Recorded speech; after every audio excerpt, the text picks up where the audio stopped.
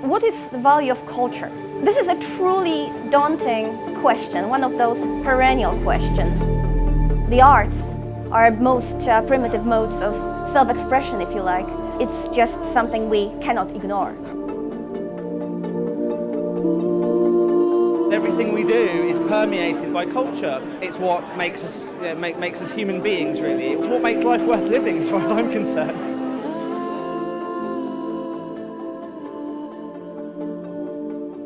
What we're trying to achieve is something that we think will be new and striking. Boy, does art and culture contribute to economic growth in all sorts of ways. But that's not what it's fundamentally about. What we want to do is to find out what the arts and culture really does contribute to individuals and to society in this country. Museums, film, new media, design, heritage, the way that culture enlarges experience, the way that culture gives one an appreciation of others.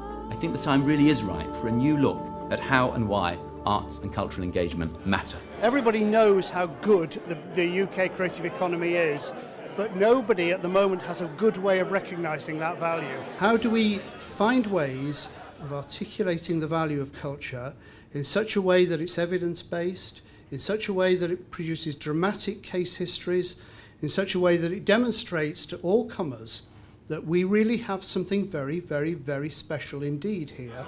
Culture adds meaning to people's lives, and I think it helps them to make sense of their lives.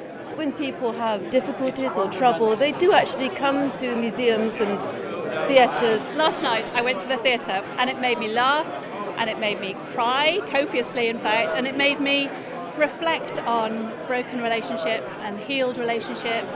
Now I don't know how we would measure that. You'd have to kind of catch my teardrops and bottle them on the way out, but sometimes we need stories to be told to us in order to release things that can tell us about who we really are. Culture is embedded in economic growth, and actually if you add it all up, it's growing as fast as the pharma industry or engineering. Having taught art history for many, many years, I'm absolutely clear in my own mind that it transforms people's experience.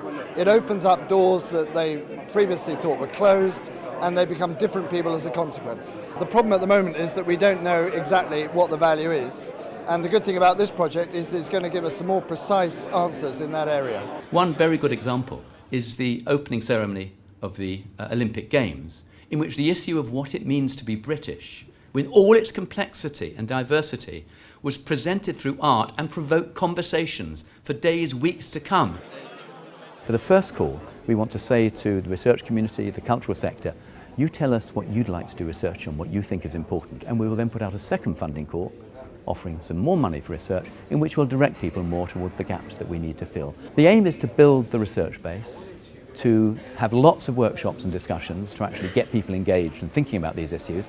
At the end, we want to produce a report which will have around it an enormous number of research outputs, papers, published articles, all kinds of things which people can then use, pursue, find methods for evaluating their work on. We want to embrace the breadth of arts and culture, models of arts and culture, that is the commercially provided arts and culture, the publicly funded, the third sector of not-profit organisations, and also the informal participatory arts. We're interested in the reading clubs, in the amateur dramatic societies, in the choirs, in the group of young kids who get together to practice for a band that probably is never going to play in public, but they practice vigorously because they care about the music they're making. All of that we want to capture, as well as the more formal art and culture. When I went to do a session a couple of years ago with Interpol about smuggling artefacts, to watch museum curators from Baghdad weeping about the fact that their temples had been literally dug up in the middle of the night with men with guns and transported who knows where, they were saying, how will anybody know who we were once upon a time in this cradle of civilization? And I think that if this country can measure cultural value and come out as a result of it and say it's powerful, it's meaningful, and we commit further, what a fantastic signal that will give to other countries who are struggling to say that life's meaning is still there to be found because they have no structure for supporting the arts and culture. What I hope that we're going to achieve as a result of this project is something that breaks free in a way that economists can recognise without reducing it simply to economic calculation. There are so many ways that the arts could and should be being used, But until we measure its power in some way that, as David says, the economist can rest easy in their bed, until we attend to this idea of cultural value, I think that we are always going to be looking as if, irritatingly, you should just know this. We don't know what answers we'll get, and we must be prepared for some answers that we don't expect and that we don't even welcome.